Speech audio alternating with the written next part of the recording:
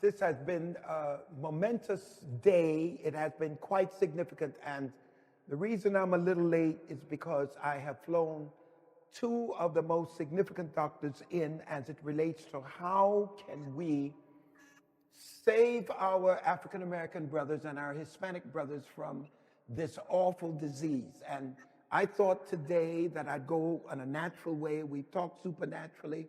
We've talked about God from a spiritual point of view, but now we need to find out how we can stop black folk from dying.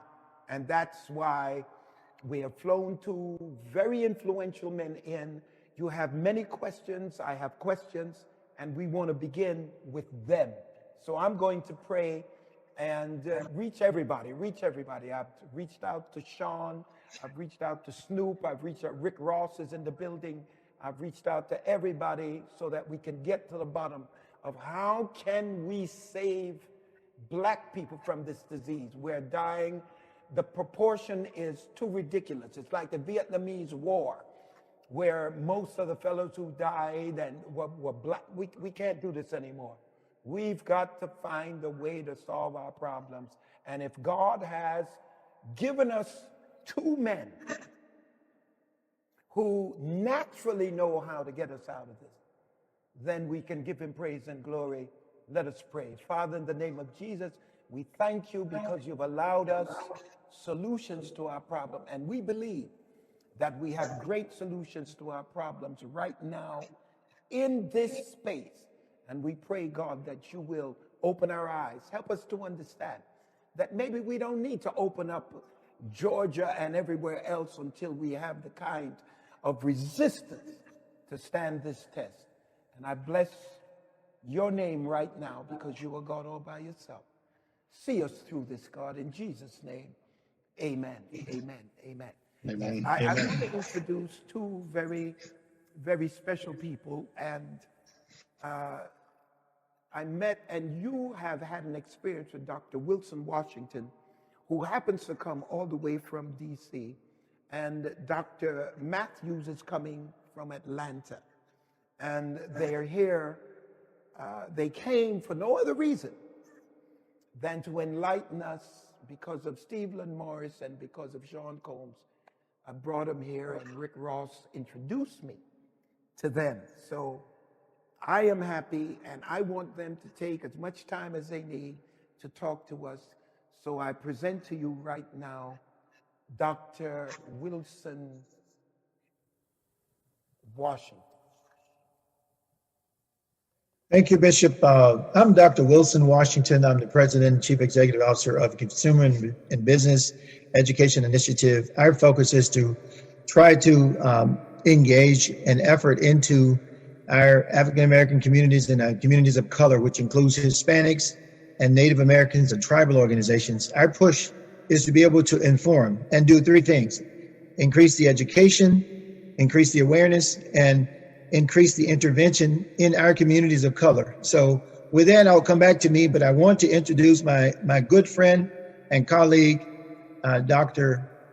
Leslie Ray Matthews. He's the trauma surgeon.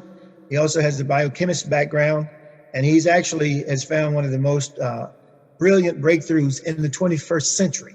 What we see in this man sitting next to me is someone who's actually God has empowered to help not only African American communities and people of color, but people across the nation, across the world, worldwide. Dr. Matthews has discovered through his over 35 years of direct involvement in healthcare as a trauma surgeon he's basically found a solution. And so what I want to say is that pass the baton on to Dr. Leslie Ray Matthews, MD. I want to say somehow with COVID-19, someone has found the kryptonite for our people of color. And this kryptonite is called COVID-19. Now, I don't want anybody listening to our voice to be afraid, because the blessing we have is Dr. Leslie Ray Matthews. He has a solution. He has a way that we can actually start our treatment. We can reach herd immunity much faster. So I'm going to pass this over to Dr. Leslie Ray Matthews, and he'll talk to you a little bit about what he has and how he can help our community. Dr. Matthews? Hello, how are you doing? My name is Dr. Leslie Ray Matthews. I'm originally from Indianola, Mississippi, hometown of B.B. King. I went to undergrad at University of Mississippi, Ole Miss, where James Meredith integrated school in 1965 with 25,000 National Guards. I graduated cum laude from Ole Miss with a chemistry degree, went to medical school at the University of Mississippi Medical Center in Jackson, Mississippi. I did my surgical residency in Atlanta, Georgia at Grady Memorial Hospital. And I did my surgical critical care fellowship at Mayo Clinic in Rochester, Minnesota. Last 13 years, I was back at Grady in Atlanta, working as a trauma critical care surgeon. I just retired in December 2019 to devote full time to research. I've been researching vitamin D for the last 15 years. I've done a lot of groundbreaking research. So one thing I want you guys to do now, if you have another computer, Google over 90% of African Americans are vitamin D deficient. Well, actually, it's a worldwide problem. It's the most common problem, nutritional problem in the whole world. Probably 50 to 70% of all people in the world are vitamin D deficient. That's why this coronavirus has been able to expand all over the globe so rapidly in 3 months. Vitamin D is not a real vitamin, it's a hormone. Hormones help your body interact with your environment. So one of the things that vitamin D does, it increases your immune system or make your immune system stronger or augment your immune system by increasing your white blood cells. So if I get attacked by coronavirus, I only have 50 white blood cells. The coronavirus is going to overwhelm my body and kill me. But if I take a high dose of vitamin D and get my white blood cell count up, now I have 100,000 versus 50,000 white blood cells trying to fight off this coronavirus. So basically what you're doing is you're just giving the body what it needs to naturally fight off itself. There's nothing better than what God made. Then viruses cannot develop immunity to white blood cells or your body's natural defense. It can get overwhelmed, but you can't develop immunity to it. So vitamin D is a natural product. You can buy it at Walmart or anywhere. It's relatively cheap, and you get a lot of bang for your buck. So I've done, you can Google my name, you pull up a lot of articles and manuscripts that I've done on vitamin D. I've traveled around the world speaking. I've spoke at the FDA 6 times on vitamin D, the CDC once, Health and Human Services once, Veteran Administration once, and even went to Mongolia, which sits right on top of China. And there they have had 0 deaths from the coronavirus. Any questions? Oh, I have some questions, Doc. I Sure. think Stevie is coming in. I'm trying to admit Steveland now Okay. into the conversation. But I'm going to answer the first question, then I'm going to swing to you. The question that they're asking me is, we hear and see from the news and media daily on COVID-19's pandemic, the fatality survivors, the stay-home measures, testing, etc.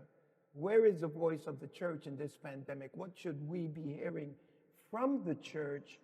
Should the church's voice be louder during this pandemic? Now, I want you to understand that we're dealing with a God who operates supernaturally and naturally. And this has to be understood by the people who are going through this, that the God we serve is natural and supernatural. Here's what Jesus said. Jesus said that the well have no need of a physician. So he's never denied the significance of a physician in the operation of human existence. It's because of God's ability to put principles in place that makes medical technology possible. So we're in a situation now where we have certain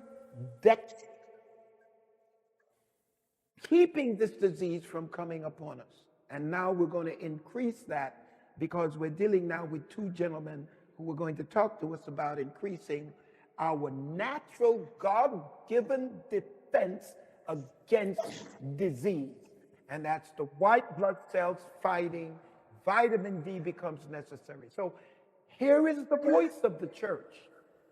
Give you what is naturally able to protect you through medical technology with men who have done great research.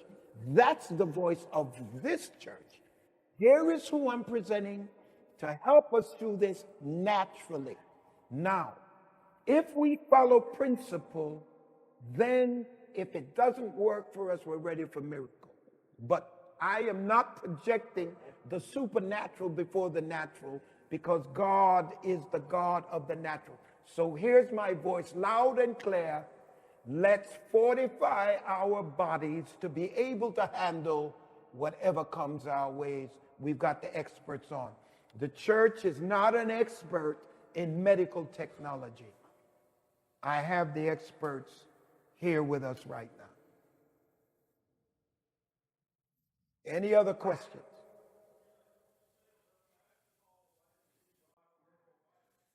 Okay. He's with it. Called miracle vitamin, vitamin D. In other words, let me just go over it again. And I don't want to be complicated. I'm not going to be garrulous. I'm going to be laconic in my response. Understand this. Men could have flown years ago if they understood the principles of flight. In the last 50 to 100 years, we have had more advance in science than we've ever had in the history of humankind. Why? Because the principles were already out there. Man just didn't discover. So we have got the Wright brothers flying. They understood wind velocity, jet propulsion, gravity, but it was there when Abraham was on the earth. We have to give credence to men and women that God brings into our space who have studied what he has placed as principles, and now we need to follow. Everybody should be running for some vitamin D right now because it's necessary for us to have it.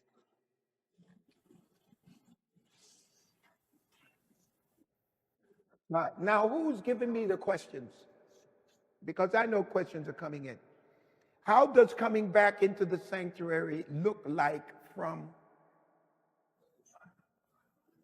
the coronavirus? Safety, engaging with one another, and with the black community with the highest rate on underlying health issues. I'll answer the third one first.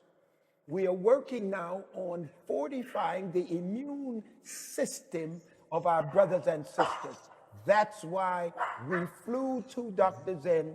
We're putting them up for 3 days so we can deal with the issue of the underlying situation that makes us so vulnerable. That's why we flew them in. Engaging one another. Now, my president is not talking about testing, but I'm telling you right now that in order for us to open up the economy and open up the country, testing is critical.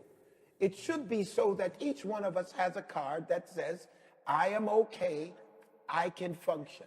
If I'm not okay because of testing, then I need to be isolated, but I need to find out who I was around. I'm around a group of young men who do all this technical situation for me. They keep me in tune with you. But all of them are wearing masks, and I'm hoping all of them are healthy because they're younger than I am. I can't fight it like they can.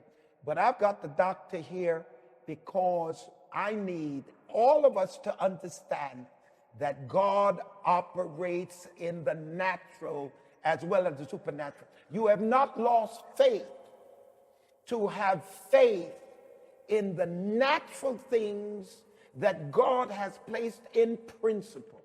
Please hear me.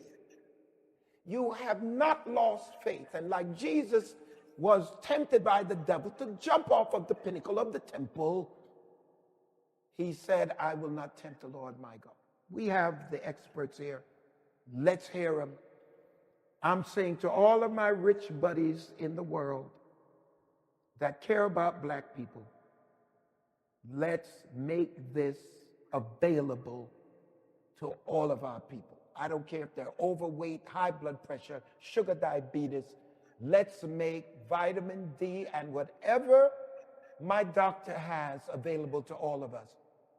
because the best way to defeat this disease is not to get it, is to beat it when it comes. All right. Who's next? I have a comment to say.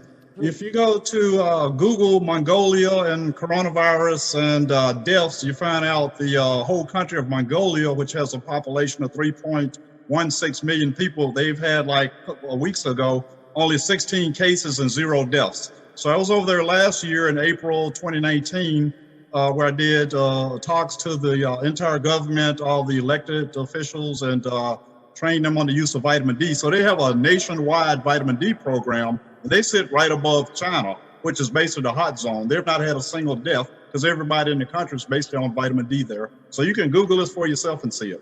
So that's Google Mongolia. Mongolia and coronavirus and deaths. All right. Google Mongolia, coronavirus, and deaths. Now, I have some questions I need to ask. The pH of the body, because the question was asked me last week and I couldn't answer it. The pH of the body. I worked at Ross Laboratories when I was in seminary, and I did Isomil and I did Similac. And I would do pHs to make the milk in the can as close to mother's milk as possible. Doc, does pH have anything to do with our ability to defeat this disease? Well, normal pH in your body is 7.4. If you get too acidic or your pH drops below 7.4, or you get too basic, it goes above 7.4, both ways or too far away from 7.4 can kill you. When you get too acidic, you decrease your heart contractility. So instead of your heart contracting like this, you start getting around 6.8, 6.9, it starts contracting like that. So as a trauma surgeon, when I'm operating on somebody and they're losing a lot of blood, you can't stop the blood loss, or they've lost so much. I've not had maybe only one patient when they get around 7, 6.8, 6.9 to survive. So you need a pH of 7.4 to survive. Cancers grow in usually acidic environments also. So you want to keep that pH at 7.4. However, you start getting above 7.4 to 7.5, 7.8, your body tends to hold on to oxygen and doesn't release it to your tissues. So both sides of 7.4 can kill you. You need to stay at 7.4. So the big thing is you want to keep your pH normalized, and your body likes to stay at a normal temperature, 98.6, a pH of 7.4, and you want to keep your vitamin D level up. So those are some things that you can do to kind of help your health out. So indeed, now, if I have the right kind of pH, if I stay with the right kind of pH, does vitamin D help me against cancer? Yes, it does. Well, remember I said it increases your white blood cell count. So when I have enough white blood cells fight against bacterial infections, fungal infections, parasitic infections, viral infections,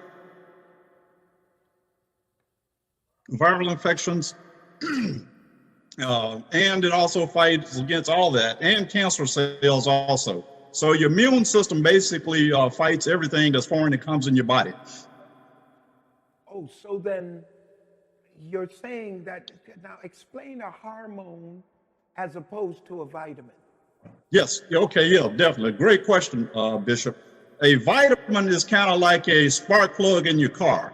So what a spark plug does in your car, it lowers the combustible temperature where you can use gas at a lower temperature. So if you didn't have spark plugs, it would take your car temperature would go up to 190 degrees without the spark plug. So basically in your body, what vitamins do, it keeps your temperature at 98.6, because if we didn't have vitamins in your body in order to digest your food, your temperature would go up to 104, 105 degrees every time you ate a big meal. So your body temperature stays the same when you eat. So a vitamin is just, think of a spark plug when you think of a vitamin.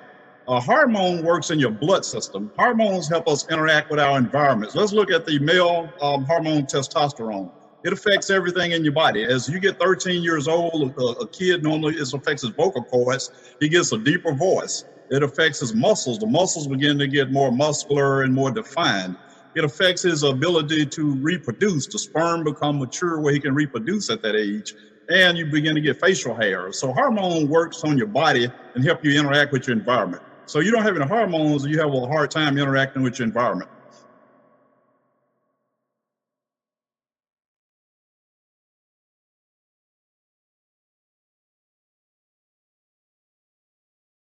Yes, sir. Mm-hmm. would be damaging to me, and that now becomes more a part of my body than the vitamin. Am I right? Yes, correct.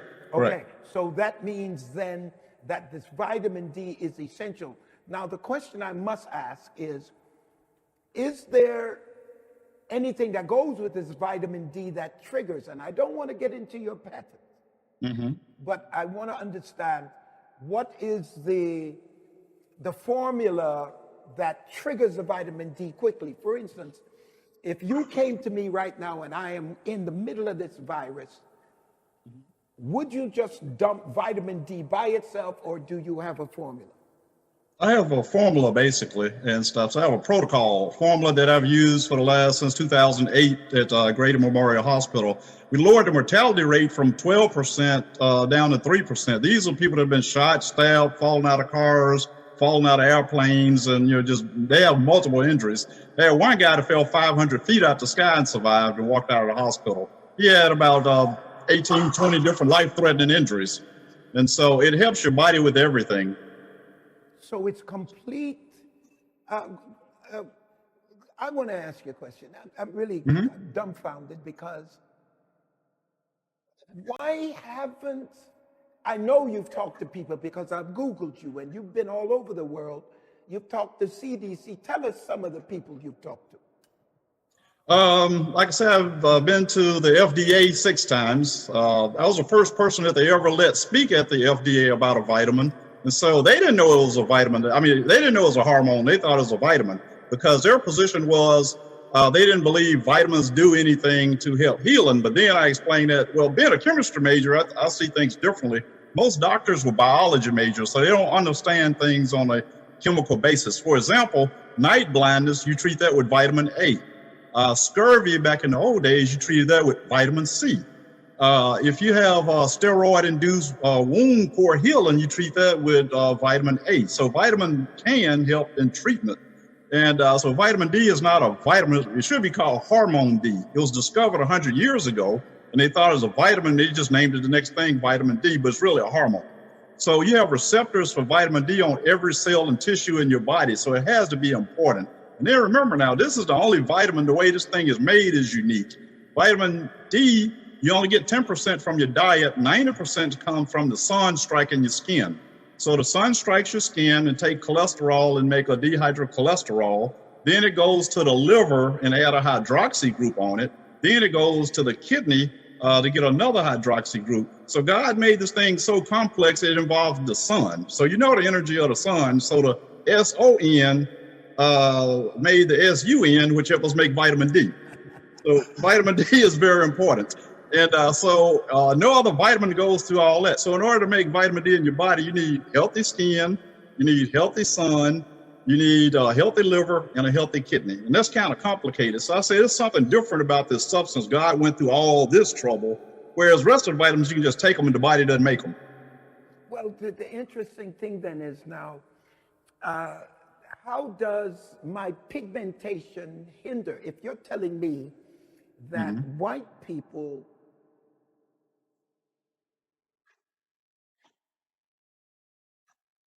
Yes.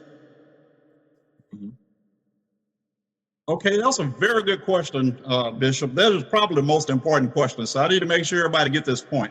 We have melanin in our skin. So when God made us, he put us on the equator. So melanin is like a natural sunscreen. It protects you from the sun. You know, we can stay out in the sun longer, get less skin burn, less skin cancers. And so it's a protection when you're on the equator. But as you move farther from the equator, you need to stay in the sun. We need to stay in the sun 3 to 10 times longer than the average Caucasian person to make the same amount of vitamin D. So in the United States, our vitamin D levels tend to be 30% lower than the average Caucasian. So as a result, we have lower vitamin D levels. You're going to be more susceptible to lower diseases because your immune system is not going to work or function as well as a Caucasian person. It's just simple biology, basically, is all it is. And so actually, like I said, it's a natural sunscreen when you're on the equator. But, you know, black people, we can get sunburn and skin cancer, but it takes our skin a little longer too. And so it's protection on the equator, but the further you go north latitudes, it works against you. So that means it becomes imperative for those that are listening that you go out and get vitamin D, because naturally, if you're in the equator like I was in Jamaica, I was fine. But now that to move north and west to California, now I've got to take the vitamin D. Now, Doc, what amounts should I take to defeat this virus? Well, personally, I recommend people go to their doctor first, get their level checked. You need to see how low you are, where you are. So if you're really low, you're going to need a 50,000 IUs, which is a doctor's prescription strength. So that's 50,000 international units. That's how it's measured. After you get your level up, then you need to take a maintenance dose. So maintenance dose, I usually take 5,000 IUs a day. So that's 50,000 to get your level up. Then there's 5,000 a day to keep your level up. It's kind of like your car. You can't fill your tank up one time and think it's going to stay full. You got to fill your tank up every day, every week. And so same principle. So does it matter if I have my immune system built up strong enough and I have diabetes or high blood pressure, I'm still at a disadvantage, but I'm better off. Is that true? If I build it up in spite of my diabetes or my high blood pressure? Well, I have high blood pressure myself. I'm on 2 medications for high blood pressure. So first thing I do, I take my high blood pressure medication in the morning, then I take my vitamin D. So I'm 57 years old. I've worked 80 to 100 hours for like 31 years, getting 2-3 hours of sleep a night. So technically I should be dead based on just the sheer hours I've worked. And then I was around these different diseases all my life. I never caught anything. Seldom if ever got sick other than not sleeping. But I shouldn't even be here with those type hours in 31 years consistently, 2 hours of sleep a night. And so it does help. It helps your overall body. It's important for optimal health. It makes your bones stronger, makes your muscles stronger, helps with your mental things and stuff. It delays the onset of any type of chronic diseases. If you have arthritis, it'll help that. You have dementia, it'll slow the progression of that. So vitamin D is very important to your overall health from the time of inception. That's why you have so many black babies born with these autisms and all these learning disabilities and other things. Let's go to autism. Isn't that got a lot to do with people plugging people with these fever shots? Are you with this flu shot business? Well, being a healthcare worker, I had to take a flu shot every year. We couldn't work because we were exposed to it. So I've never, last 15 years, I've not had the flu nor any major colds because I take vitamin D also. It's kind of controversial. They have a lot of things, preservatives in these flu shots and stuff. And so the effect that it has on little kids before their immune system develop, who knows? Yeah. Now, Doc, I asked Dr. Wilson this, Washington. I love him so much. He's so cool. But let me ask this question. How do you handle the vitamin D without being constipated? Personally, what I do is I'm a health nut. So first thing I do, I get up in the morning, I take my vitamin D. I drink a lot of water too. Most people are dehydrated, number one. So majority of Americans, I would probably say 80% of Americans don't drink enough water. So we're all dehydrated. How much water should I drink a day, Doc? I try to drink 6 to 8 glasses of water a day. I just sip. I don't try to, just go up and you're going to stop. So I just like sip all day long. I used to keep bottles of water in my lab coat when I was working around the hospital, because you're operating underneath these hot lights, you get dehydrated. So I would just drink and sip water all day. And then the second thing you do, we all need fiber. You need about 35 grams of fiber in your diet every day. Most people don't get half of that in terms of fiber. When they do autopsies on people, they found colons with 35 pounds of stool in them on the average. 25 to 35 pounds of just pure stool because we have low fiber diets in the United States. 35 the third world pounds countries. of stool?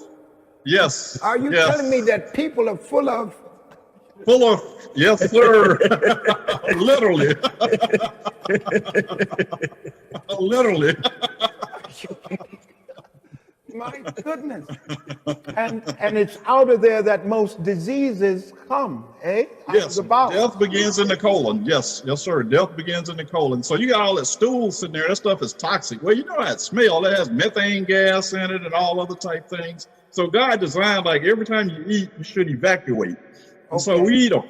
we eat a processed diet. Most people don't eat a high fiber food. So personally, I used to work all the time, so I would take Metamucil or something about Yes, around yes, 12 yes. noon.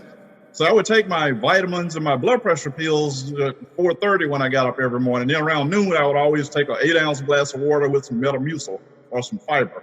Well, the thing about me, Doc, and I will have to say this, is that I drink juices. I have beet juice, beetroot juice, all that kind of stuff. I don't eat anything fried. I haven't had milk in so many years. I have bad habits, but they're none of those. And I have to admit, but I would like you to explain to me, how can somebody who does not have the amount of income that many privileged people have, how can we find a way to have the right kind of diet? How can we find a way to have healthy eating? For instance, a bunch of broccoli, $5, but a hamburger is 99 cents. You can gouge yourself at International House of Pancakes, Waffle House. How do you make it happen when you don't have the finances? That is a great question. I'm glad you asked that question, Bishop. Growing up, Wilson and I both grew up in Mississippi, so we both came from large families, and those were before the time where you had insurance, you had to pay cash and everything. So from a family of 11, we had an acre of land. We grew a garden. So that's how we got all our vegetables and fruits. And then my mom would barter with, other people that grew gardens. So she grew corn, this one grew okra. So we had every vegetable known to mankind. And so I think churches can play a big part in it. Most churches, especially in the African-American community, have 8, 10, 12, 20 acres that sometimes is just dormant. Basically, with this coronavirus going on, you're going to see a food shortage pretty soon, in the next 3 months probably. So churches could band together, start growing our own foods to help feed the community. And it costs nothing to go buy seeds. Seeds are very cheap. So you're saying, and I think maybe this is something we should do for the benefit of everybody around, is that for anybody who has any space at all with a little bit of ground, do a garden, so you can you can grow what you can't afford to buy in the shop or the store. Now that makes a lot of sense, and I never would have thought that would be the way to go about it, Doc. I think that you're making quite a point. Now, there's another question here that I think I have to answer. It appears that the saints' prayers takes years to manifest. However, when it comes to consequences, or when we don't walk in line of the principles, as you would say, the consequences come very quickly and swiftly. I will respond to that from this point of view, and that is this. When I look at consequences, because I believe this, I believe you either walk, you're going to have pain. No matter who you are, you're going to have pain. You're going to either have the pain of discipline or the pain of consequence. Consequence generally is out of your hand. You have no ability to control consequences, but you have the ability to control discipline. Here's what I've noted, and I feel your heart. I feel your heart. I have noted that sometimes it seems as if the consequences are way more horrendous and horrific than the deed that was done outside of the principle.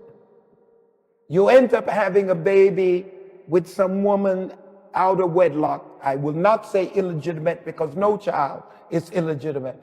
But you end up having a 15-minute fling, but now you got 30 years or 18 years at least to deal with the situation. The consequence of the behavior. You're driving a car, you reach back to slap one of the kids or to correct one of the kids, you lose control of the car, and you're decapitated. It happened in Houston. It seems oftentimes that the consequence of our behavior, this is why we have to have an acknowledgement of God in the decisions we make. In all thy ways acknowledge him, so you won't operate in consequences. I will dwell in the house of the Lord forever, and when I dwell in the house of the Lord, goodness and mercy shall follow me. Principles. What the doc is giving us, principles. Principles. It may mean you don't get to buy a Louis Vuitton or you may not be able to buy a Tom Ford suit, but your health is more important. And I'm understanding now that health is a new wealth. We're operating in a time where we can simply say the deceitfulness of riches. The private jet, where you going to take it? The Ferrari you want to floss at the hotel, at the place to really floss now is to pull up at the Waldorf. But who's going to pay any attention to you pulling at the Waldorf when they're empty? You can't go to your favorite restaurant. You can forget your $500 bottle of wine. You can't go to the Soho House. You can't go to the country club. Everything is shut down. But you feel like you got some money. Count it every day. What good is it? The deceitfulness of riches. Our health is the new wealth. Bishop, I actually agree with you. Like the old saying, you reap what you sow. I tell people, underline that word sow. Everything you do increases exponentially. It's not linear. You plant one apple seed, you don't get one apple. You get a whole tree full of apples. Wow. You plant one ear of corn, you don't get one stalk of corn. You get like a whole a bunch of corn. So whatever you do, you get it back exponentially. So you do wrong, you're going to get it back exponentially. You do right, you're going to get that back. I see the point. I think you made it you were more explicit than I was.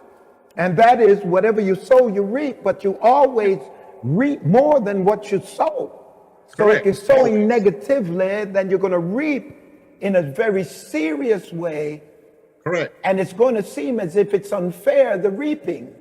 Yeah. But it's the way, it's the principle. Yes, the principle. So for God's sake, let's sow the right things.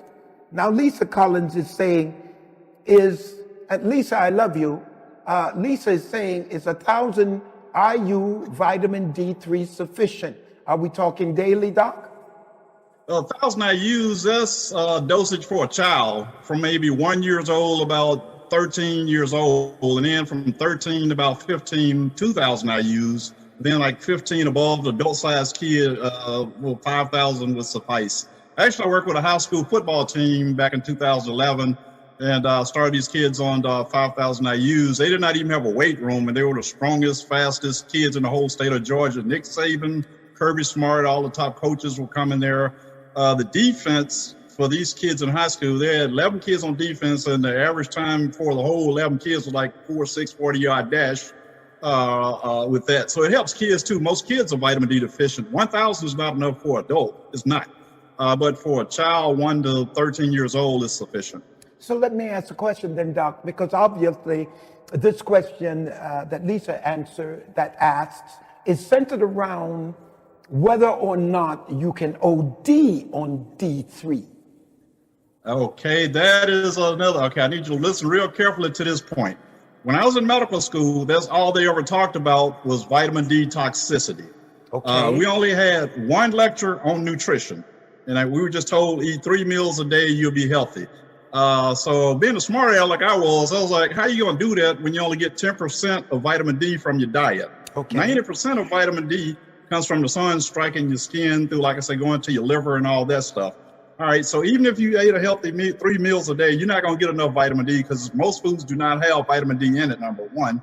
So you basically need to supplement or go in the sun in order to get enough vitamin D. So the thing is with toxicity, I can count the number of toxins. I've not seen a vitamin D toxicity. It's the vitamin D deficiency that will kill you. When your vitamin D level gets less than 18, you can just take a simple blood sample and is measured in nanograms per milliliter. So normal, the federal government says 30 nanograms per milliliter is a normal vitamin D level. However, all animals in nature run between 50 and 55 nanograms per milliliter.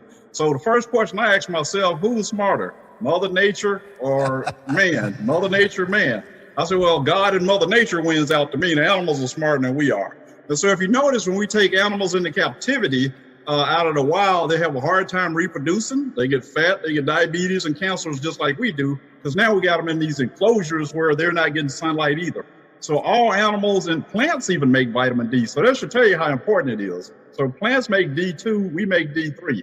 So every living organism on God's green earth make this stuff. So that should tell you it's important for all living organisms. And once your level gets less than 18 nanograms per milliliter, your risk of death goes up 30% from all causes. So if you go in the hospital, you have a heart attack, a stroke, traumatic brain injury, pneumonia, coronavirus. So if my level, I go in the hospital, I have coronavirus, my vitamin D level is 10, that's less than 18. So my risk of coronavirus has a higher mortality rate if you have to get intubated. Then you add 30% on top of that if my vitamin D level is less than 18.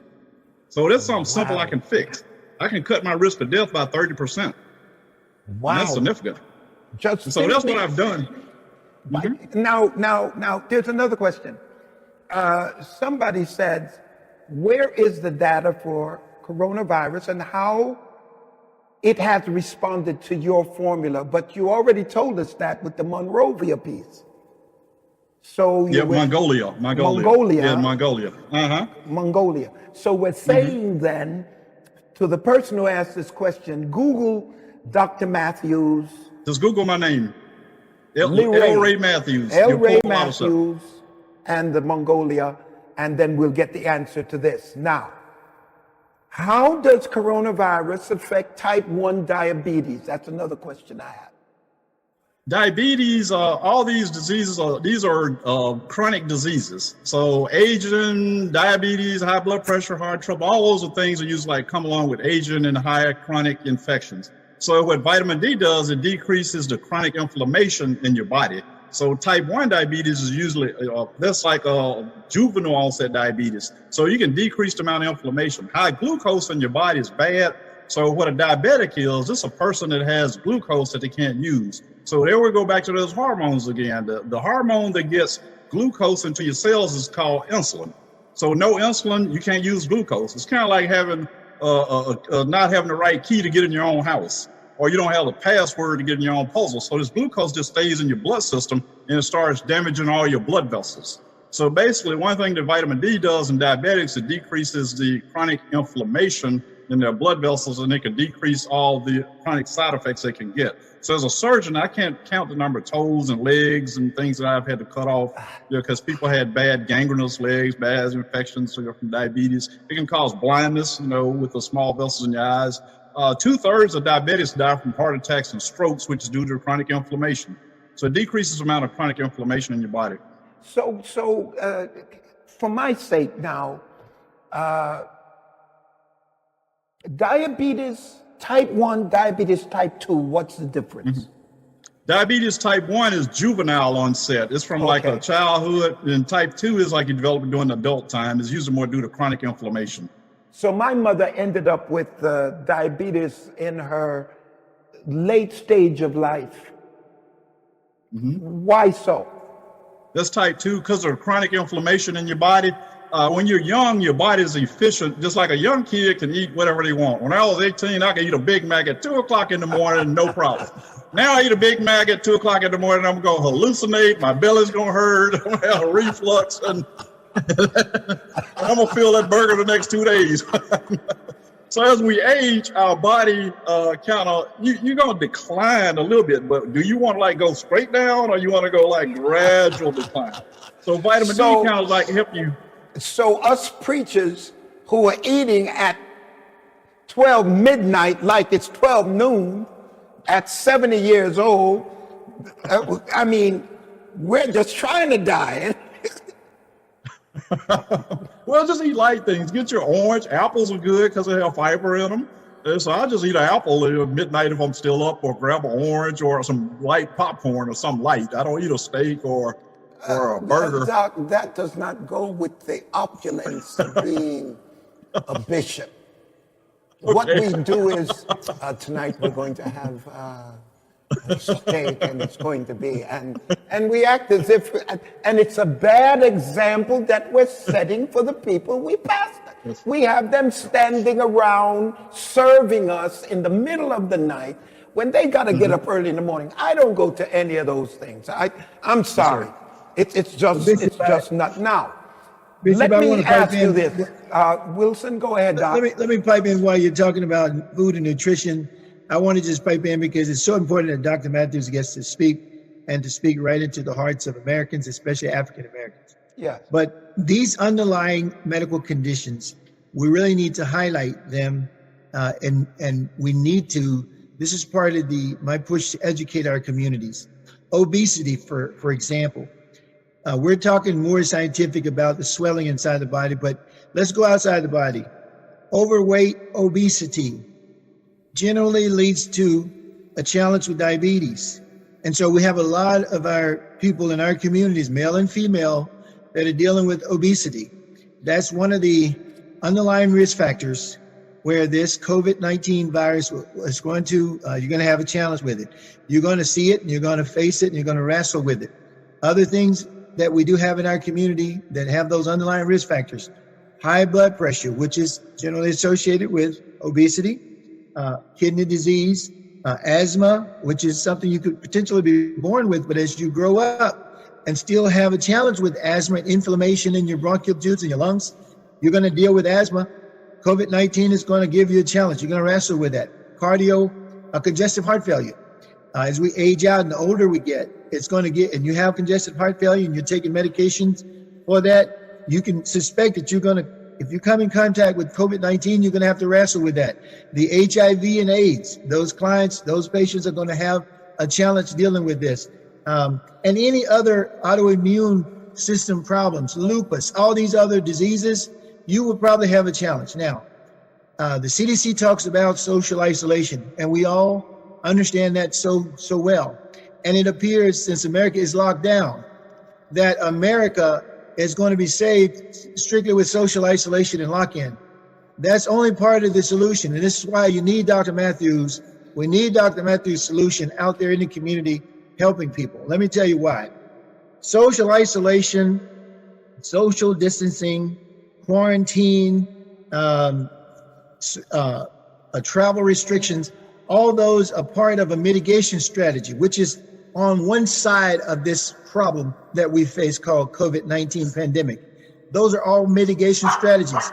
If we do that, and we do a great job at it, the best it can do is mitigate the spread about 40%.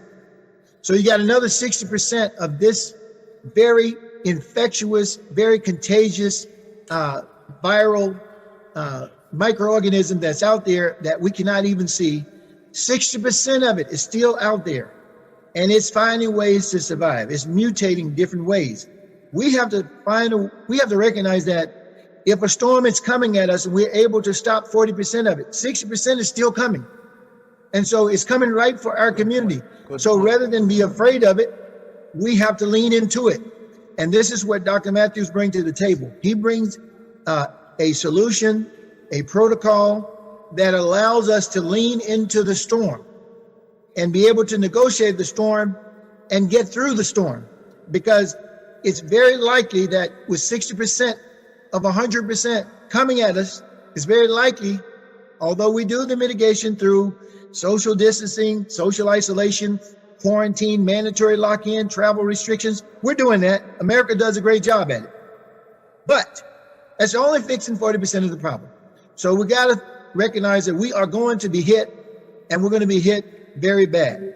And we have to move to the other side, which is suppression. We have to move to the suppression side of the solution. Well, one part of suppression, we hear about it. It's called someone progressed to the stage where they go to the hospital, they actually get on a ventilator. That's a suppression strategy, because then you're actually in treatment. You're seeing a guy like Dr. Matthews. You're seeing all the frontline medical staff working with everything they got to try to save your life. Well, Dr. Matthews is the guy that's going to help us get off the ventilator much faster, because he knows how to do that. That's what he's probably one of the best in the business on how to get someone off a ventilator, because the longer you stay on the ventilator, the less likelihood you're going to get off of it. When you get into 3.5, 4, 5 days, only God will pull you through that. Those of us who are on ventilators, we need to get off those ventilators as soon as possible. And those doctors that are out there on the front line, these are very smart people. These are very expensive, very well-trained resources. But what I tell all the docs I talk to, you don't know what you don't know. If you're fighting a war in the wrong area, you're not going to win. And so you need a guy like Dr. Matthews to put those frontline medical staffs on the battlefront to fight in the area where the greatest need is. He can put us right on top of that. And so we can do, on the suppression side, we can do the targeted antiviral treatment. Targeted, meaning we go to the people that are actually challenged with this infection. We treat those people. That's a suppression strategy. And we get Dr. Matthews in the hospital, and he get these people off these ventilators. He helped educate very smart people that takes 28 to 30 years to train, to be there. He trained them in a space that they just may not know what they don't know. And by doing that, we can get people off these ventilators and get people back to their homes and to their families. And we can also help America achieve herd immunity faster. We understand herd immunity better than most, but you got to make sure that when you step outside of your home, the best defense you have is your own immune system. That is the best defense that you have, because it's very likely you're going to be exposed one way or the other. So Dr. Matthews is promoting a breakthrough that will help us be best prepared and to fight this virus with everything we got. Let me talk about ventilators for a minute, Okay. or let me ask a question. Do most of the professionals who are operating ventilators, because it would seem to me that if I'm allowed to cough this mucus up out of me, it would be better than having this ventilator sitting in me with the mucus growing exponentially. Please tell me how would you work ventilators, Doc? I mean, please. Okay, so what we do, we have parameters to put you on a ventilator. So if somebody's coming there, they're breathing 35 times a minute, you're gonna tire out sooner or later. What happens is your respiratory muscles are gonna get tired, and then you're gonna go into cardiovascular collapse, and then next thing I'm gonna be coding you. So I'm looking at your respiratory rate, I'm looking at your face, how anxious or emotional you are, I'm looking at your heart rate. So if you come in there and you have a heart rate of 150, I need to intubate you, or 130 to sustain and doesn't come down. Once I put you on the face mask, you need intubation. But then there are some people that you can get by without having to intubate them. You know, those that like the heart rate is not too high and they're breathing maybe 25 times a minute, you got a little time to watch them. But once the respiratory rate get above 35, you have to intubate them. And you're absolutely right. Ventilators are good short-term, but long-term, they are injurious to the lungs. After 48 hours, your risk of getting ventilator-associated pneumonia goes about 40%. Wow. So you almost definitely will get a pneumonia if you stay on the ventilator long enough. So the thing is, the key is trying to get them off as quick as you possibly can, or to try to avoid putting them on it if you can. But some people, you just can't avoid it. They actually need it to survive, or they were cold at that particular minute. A question was asked, Heaven Sparks, God bless you, love you. How do GMOs impact immune systems? I don't even know what a GMO is. What is it? It's genetically modified organisms. These are things that they splice in the lab. They basically take some genes and slightly alter that product. Say, for example, a genetically altered corn, they take a corn product and make it more resistant, where you don't need to put as many herbicides and pesticides on it to make it insect resistant. But your body now can't digest this corn because it's been genetically modified. So the effect that it has on the body, who knows? I don't think it's a great effect because it's not what God invented. I must ask you this. For the people who are isolated right now, who are drinking, how does drinking affect their ability to fight off this disease, or does it minimize or completely reduce it? Because, listen, a friend of mine sent me a big bottle of Goose as a picture. And Grey Goose? He said, I got the answer to this thing. This alcohol is going to kill it. So I want to know, for those that might be sitting home deciding they want to smoke ganja and have a drink, I mean, it's real. Yeah, it's true. Talk to me, Doc. Let me tell him, let me send him a message. Okay. Well, alcohol may make you feel good, but another thing it does is your liver has to work extra hard. Your liver is like a filter, like an air filter or oil filter in your body. So if I'm clogging my liver up with alcohol, my filter's not working as well, getting other properties out of my liver. You get alcoholic liver disease. So it can be bad. If you do everything in moderation, which we seem to have a problem with. We like to do things in bulk consumptions. You know, a glass of wine here, a beer here, that won't hurt you, but a fifth of whiskey every day is not going to help you. Actually, it's going to hurt you. You know, whiskey. I can't. That's a lot of whiskey. Yeah, I've had patients that drink it. They get ulcers. I had to operate on people that have stomach ulcers. Wow. Great big holes in their stomach. We have patients, you go in there, your liver should be smooth. And you operate on these people drinking, they got like, we call it a bumpy face liver. So the liver doesn't work. Bumpy face, like it's not a smooth like cobblestone. Oh, I got you. Know, your liver should be smooth like a desktop. But people that drink a lot, you can tell that they drink a lot because their liver is not smooth. And so then when you start getting the liver is not functioning right, it affects your overall body. And it also suppresses your immune system. So actually, you're making yourself more susceptible to coronaviruses and other infections. And that goes with the cocaine, and that goes with the What about the marijuana? Everybody's bragging about the CBD and the marijuana stuff. Okay. Well, CBD and the marijuana is a little different. Yeah, THC. You got THC is like causing the psychogenic effects. They get you high and stuff like that. CBD actually has some good properties. It's actually good for pain. And it doesn't have a lot of THC in it, and it's perfectly legal too. Whereas so if THC I promoted CBD as a pastor preacher, would I be condemned? A lot of people hadn't accepted it yet, or they're not up to speed. But actually, President Trump approved, made it legal to purchase CBD back in 2019. I think November 2019.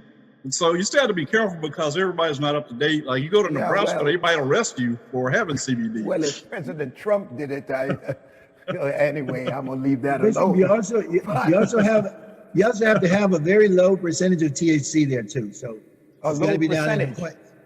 Very low. What happened to me? Yeah, low percentage of THC. I had some CBD to go to sleep in Korea, and they had me for 4 or 5 hours sitting down. Because they won't let it in the country. Yeah, Mongolia neither. You can't take it to Mongolia either. That was some kind of situation that I had. Because I had a little bit, I said, give me something so I can go to sleep. And my doc said, take this. I said, it was prescribed. Yeah. And they put it in the thing, and the color didn't hardly change. They had me for hours. So that's why I had to ask you that question. Have you tried melatonin to help you sleep? Melatonin it don't work for me. I tried work it, for you? Okay. But because listen, I'm a little wayward. But anyway, how often should we take zinc, Doc? How often should we take what? Zinc. Oh, I take zinc every day. Zinc actually helps stop viral replication. So it actually works well with the vitamin D. So you need zinc every day. Okay, so zinc every day. Are you hearing? Listen, I have flown this doctor here. In fact, I'm telling you, this is the best class I could give you. I don't know if you're watching. I don't know the numbers. I know Stevie's somewhere watching. I hope Sean is watching, because we gotta get this stuff on the ground. Now, are you using stabilized liquid oxygen? Very popular for children born without lungs. Does this prevent brain damage? That's the question I'm going to ask. I do not have any experience at all with liquid oxygen, and hospitals are very regulated. You have to get an IRB approval to do anything, and it takes months and months of paperwork to get that approved. So it's not the standard of care in medicine right now. So anytime you're doing something outside of standard of care, you have to get special permission, get IRB approval. There's a lot of paperwork and a lot of politics involved. Is the virus airborne, Doc? Yes, it is. It basically travels on air droplets. Just sitting here normally talking, it travels through air droplets. It can travel up to 6 feet just by air droplets. And if you sneeze, it can travel up to 27 feet.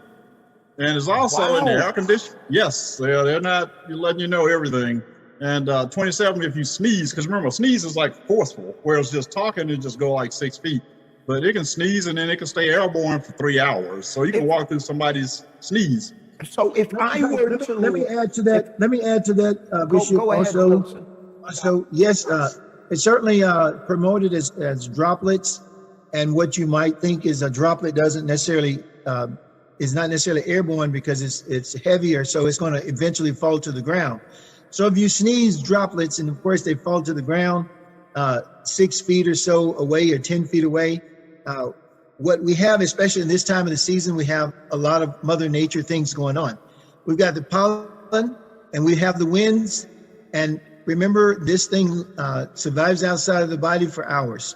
So that means it can certainly start out as a droplet. It can fall to the ground. But then now you're running through the potential of someone coming along, jogging along the street and picking it up on their shoes. So guess what? They're going to track it right back to their homes.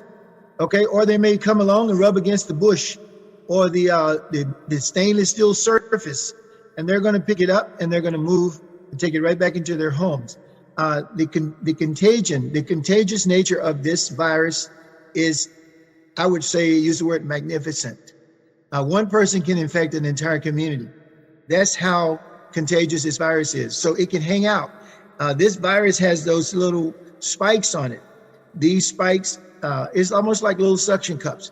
They can hitch a ride on things. And so this virus can hitch a ride on a tree branch, on a stainless steel surface, which generally looks to the eye very smooth, on a car. It can hitch a ride on things, on your shoes, on your hands. That's why the hand washing is so important. Your skin is an amazing thing. You know, God puts together very amazing. But just regular soap and water, you can wash it off your skin, but it definitely could be hiding in your fingernails, hiding on your hands. And so you can simply need to go and wash your hands. There's a certain way you wash your hands and make sure you're running it at least under natural water. Soap and water washes it away. There are a number of ways that we can actually approach this. But the key thing to remember, this virus is very contagious, and it can move, it can mutate. And once it mutates, it takes on a brand new life. So if it gets in you and it gets you infected and you're the next person to sneeze, this how this virus survives. This virus has positive RNA charges on it, and it depends on another host to be able to multiply. So during the hours that it's surviving, it's looking for another host because it needs to find another host. It's like a positive signal out there looking for something negative to attach itself to. Once it attaches itself, just like this lodestone on my neck.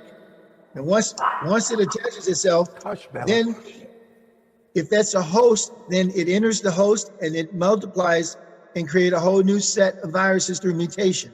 So this is a very contagious virus. And certainly when we have the time, I can talk to the community about how contagious it is.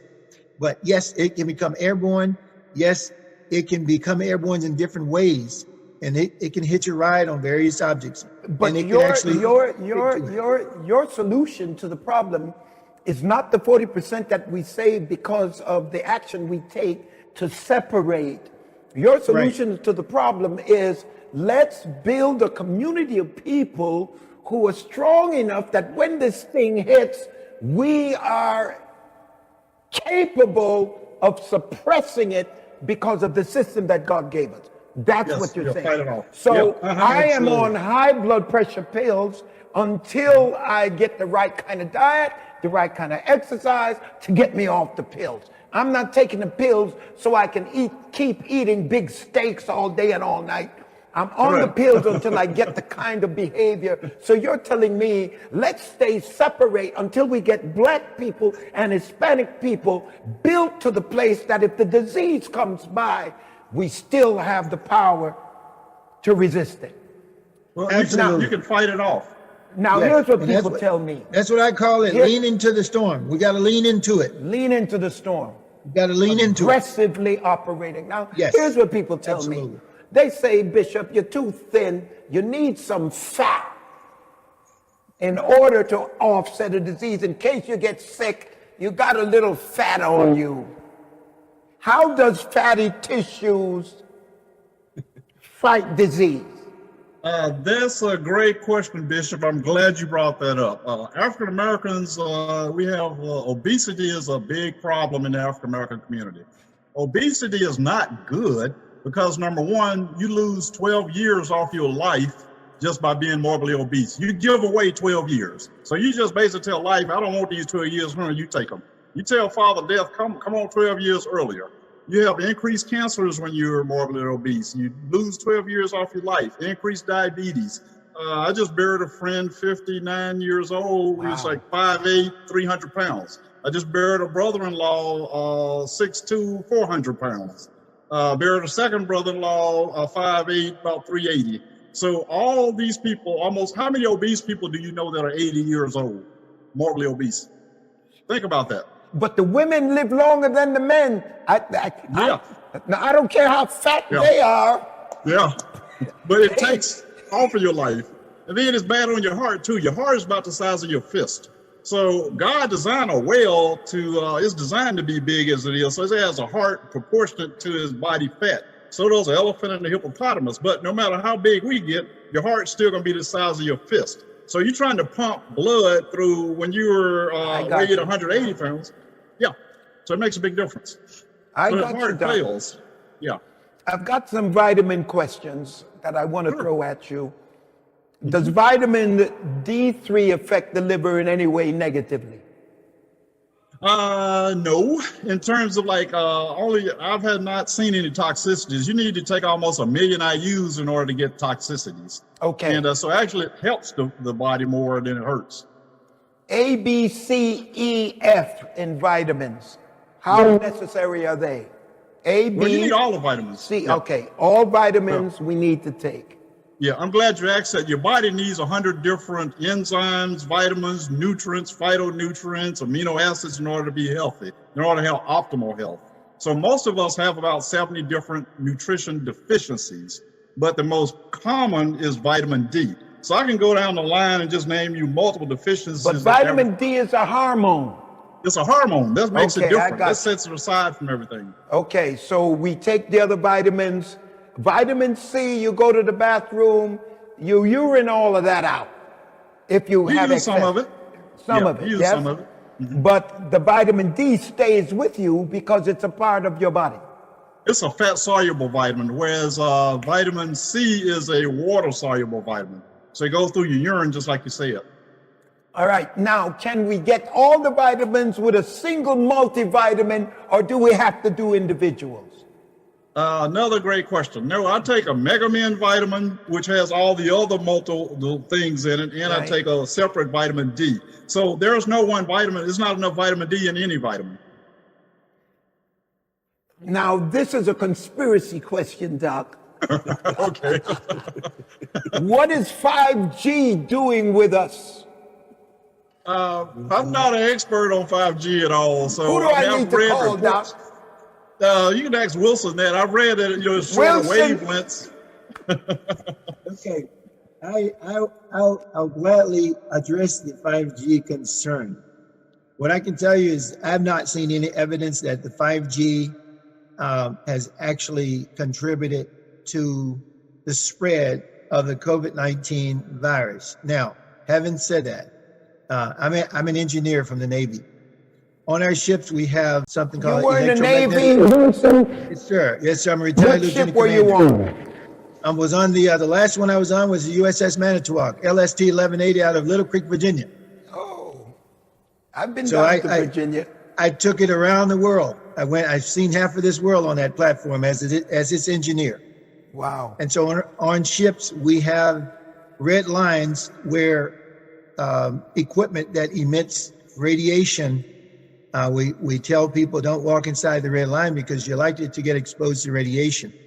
Something you can't see, but we know it exists. I'm also a chemical, biological, or radiological warfare officer. I'm the guy in the Navy that they sent out and figure out why people are dying. Or like when the nuclear reactor in Russia and over in Chernobyl, in Japan, right? We were measuring the amounts of radiation that was in the air, and we're measuring for alpha, beta, gamma radiation, mostly the gamma radiations that might have been in the air. Anyway, having said that, Radiation has a charge on it. Remember I said that this virus has a negative, has a double plus RNA charge on it. And there is probably a likelihood that radioactive materials are larger than 1.5 microns. So remember, I also said that the coronavirus will hitch a ride on anything. And one of the reasons why we wear the N92 mask, although I don't need it, I have it. This mask is designed, this is an N95 mask.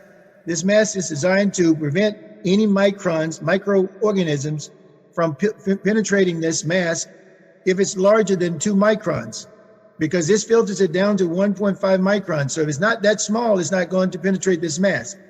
Well, there's a reason for that. If there is an object that's floating around in the air and this virus has the potential of hitching a ride on anything it can, there's a strong potential. So although I've not seen any scientific evidence, yes, that's an N95 3M mask as well. I've not seen any evidence that say 5G can cause the spread. But let me tell you what I do know. I do know that there are not enough towers. The 5G does not emit the signal between towers very effectively. So there's a lag. So you may have electromagnetic radiation that should go from tower to tower. There are not enough towers. I do know that. I also know that we have ships and containers that are coming across the ocean. And if I had an opportunity, which I hope I do today, and I hope I can say this because I have 100% confidence. I know the ships on the sea, and I have a passion for what happened on our Navy ships. The reason our ships are being exposed, a lot of the shipping containers are coming from other countries. And again, this virus is very contagious. And again, this virus will hitch a ride on anything, even stainless steel, which to the eye looks like a smooth surface that nothing would hang on to it. And I also know that in our coastal areas like New York, like Washington State, like San Francisco, like Los Angeles, like New Orleans, like Virginia, what's common in all those areas, like New Jersey? The ships are coming in, the containers are coming in. So what I would do, if I had the opportunity to give the President of the United States some advice, I would say make sure that those ships that are coming into the United States, before they unload, we do a water wash down. We decontaminate our containers before they come off those ships. All those 60, 40, 100-foot containers that are on these ships, this virus, it depends on how many times it mutated. For example, if it went on the ship, someone on the ship got sick, the virus is keeping itself alive by going through human-to-human transmission on the ship and being exposed. So it's keeping itself alive. And so by the time that ship reached our shorelines with all these containers, ships have something called a water washdown system. And my suggestion to even my Navy friends, they should do a water washdown. We should hit our water systems with chlorine, and which we have service tanks for our water washdown systems. And we should do a water washdown on that ship before it comes back into our harbors. We'll use chlorine. Chlorine is one of a number of things that we know will actually kill this virus. Chlorine will actually break the surface of this virus down and kill it. So our ships should be doing a water wash down before they come in. And before you offload something off those ships, like containers, they need to make sure all those containers are washed down with decontaminants. We need to decontaminate, and we can help in that space as well. So that was strictly for those folks that are working on the ships and working with someone who works on the ship. We have to make sure that we fight with everything that we have.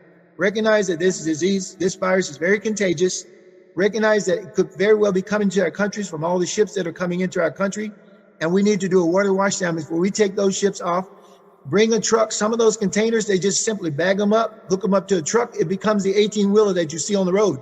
And so now we're carrying this stuff that's never been decontaminated, that nobody knows exists. We're carrying it all over the United States, even into those rural areas and rural communities, on the back of a truck that picked up a container from New Orleans, from San Francisco, from Washington State, from New York, from New Jersey, from Virginia. You understand? This is what we have to do as a country. I'm calling you Bishop now. Rick, what do you want to ask? You're right on, Rick. I've been Look right in there, Rick. I've been about 4 months now. And, I've been going on telling everybody what was coming, and a lot of the stuff that they informed me about, I was passing to other people. And, South Central right now, all the gangsters is taking vitamin D. We ain't had nobody in South Central to get sick so far, Then what about the church folk, Rick? You gave Yeah, it to the I gangsters. told everybody. I went and told everybody I could. We trying to get to heaven, brother. I've been preaching to the mountain, All right, I got it. and ain't nobody hear me. I'm glad you heard me. Well, I heard how many you, people right? I done called and say, man, somebody got to listen to these guys. All right, we got it. Thank you. I love you, Rick. Listen, I got some more questions I got to ask you. And what kind of time do we have, gentlemen? Are we overtime, or is it the people are sick and tired? All right, I've got, does ginger, lime, and garlic help? Ginger, lime, and garlic.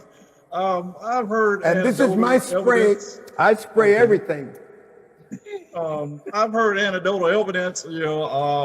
I take supplements and stuff, but I know vitamin D works because I've researched it at work with patients. But all right, so we're going with the vitamin D. Yes, sir. All right. Somebody sent a question. Because I'm thin, that doesn't mean I'm healthy. What about drinking tea? How much vitamin C do we need a day?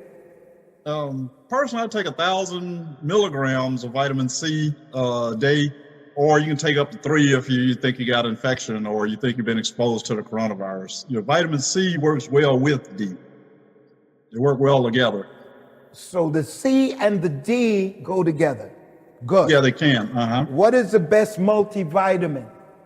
I take Megamin from GNC. They kind of a little expensive though, but I think it's a good vitamin because they have a plant-based form, which is all plant-based, and then they have like the regular synthetic form. Then it has about 70 different nutrients in it. I take Megamin just like you, Doc. Yes. My team takes Megamin, and because it's plant-based and it's good. Yes.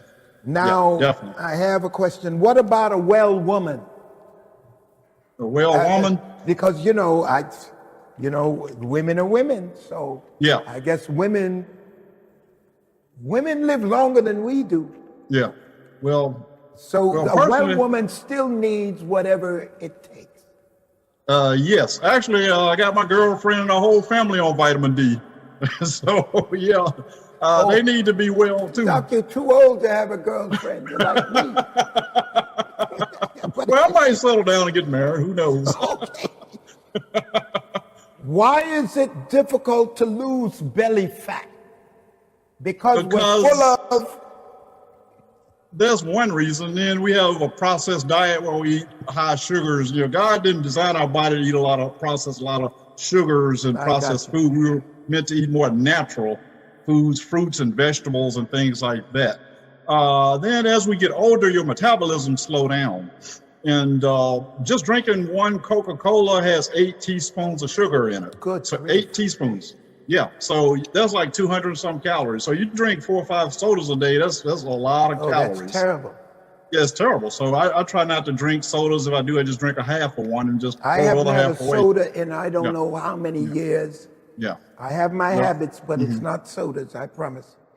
Is it difficult because of hormonal imbalance? Does that change anything? Yes, as we get older, your testosterone, estrogen, and all the natural hormones that kept you slim and trim actually decreases. And then we're less active because of arthritis or whatever, we're obese. So then you add in a poor diet on top of all that. It's just hard to lose weight. But if you just start walking, people don't need to go to the gym. You just get outside your house and walk around the house a couple of times. And eat less. Yeah, and eat less. And then if you drink a glass of water or half a glass of water before you eat, you actually eat less because water fills you up. So that's another simple trick you can do. How long do you think this virus will be around?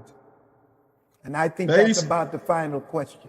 Sure. Okay. Based on what I'm seeing, I live in Georgia. Georgia basically is opening itself back up Friday. So I think people from Georgia are going to leave and go everywhere else in the world and keep it going. So I would say this thing is going to be around from 4 to 18 months. So it's not going anywhere anytime soon until you augment people's immune system. So See, you we would all have weakened immune systems, huh? so you would say essentially that this year is shot. Yes, definitely, definitely. Correct. Yeah, because we all have weak immune systems. I spoke at the UN back in 2018, and I basically told the UN vitamin D deficiency is the biggest problem in the world. I said, if you had like a virus or bacterial infection, I said it's going to spread around the whole world because the whole world is basically vitamin D deficient. I am going to bring this to a close, Doc, because Okay. I hope that you will give me a succinct and very explicit way to bring this to our people. I think now we need a meeting with the folks who can back this so that we can bring our people to the place where they have the defense. What is obvious here is that whatever we're doing in terms of governmental issues and whatever the government is saying in terms of how we ought to operate, that is just a measure to give us enough time to get strong enough to defeat this. This Yes. is like taking whatever the government is saying, this stay away from each other, this distancing, all that's fine. And we do that until we fortify the system. Right. Because as my experts have said to us today, we're going to run into this sooner or later. And if it goes 18 months, we need a system. So I'm saying to everyone who's listening, to all of my money people who are listening, what we need to do is sit down with these docs. They're going to be here. I brought them in to spend 2 or 3 days so that we can say to them, how much does it take for you to infiltrate the neighborhood with what they need to overcome this? Now I'm saying to all of you that's out there shooting one another, all of you that's gang oriented, we don't need that right now. What we need right now is for all of you, whatever money, I don't care wherever you got it from, let's put together a system that'll keep us alive, because you ain't gonna be shooting one another if you ain't living. And we need to put something together to bless our people holistically. And I'm saying to gang members, millionaires, billionaires, let's get together to save black people. We're down to 19% in the country, and we're failing fast because this disease is taking us out without the proper proportion. And we need to come together. If this is life and death, let's get together and let's make this thing happen. Stevie, Bishop, Sean, whoever you are, my love, my friends, my everybody, I'm in it with you. Let's do something for the black people of America and the rest of the world. I'd like to This say is one my final lesson comment, today. Bishop. Yes, sir. Yeah, I'd like to say one final comment. If you also look at Mongolia, the average per capita or monthly income over there is only $400 a month. So it's a poor country with 3.16 million people, but they have a unified national program to make sure vitamin D deficiency is addressed. And so they brought me over there for a whole week. And like I said, last I checked, they had 16 cases and 0 deaths because they recognize the importance of vitamin D in overall health. Doc, I appreciate you. I love you. I thank you for coming. Thank you. I thank you for even coming to my house, my humble house. Yes, sir. With all of Thank my you for inviting us. technicians and with Wilson and certainly Rick Ross, my buddy Rick Ross. I beat him a game of chess for the first time. The first time I beat Rick Ross, one time. He's going to slaughter me from now on since I made it public. But this is the Bible class from the City of Refuge today. We'll play it tonight because I can't preach to you if you're dead. I need living people to preach to get you to heaven. I hope that you are blessed. Father, in the name of Jesus, we thank you today. We pray, God, that your people, as they're blessed, they will bless the house, that they will bless the church. We thank you for those who are throwing money over the gate. We thank you for those who are dropping money off at the church to keep us going. But right now, Lord, we want people to be healthy. Keep us healthy. We thank you for this session. In Jesus' name,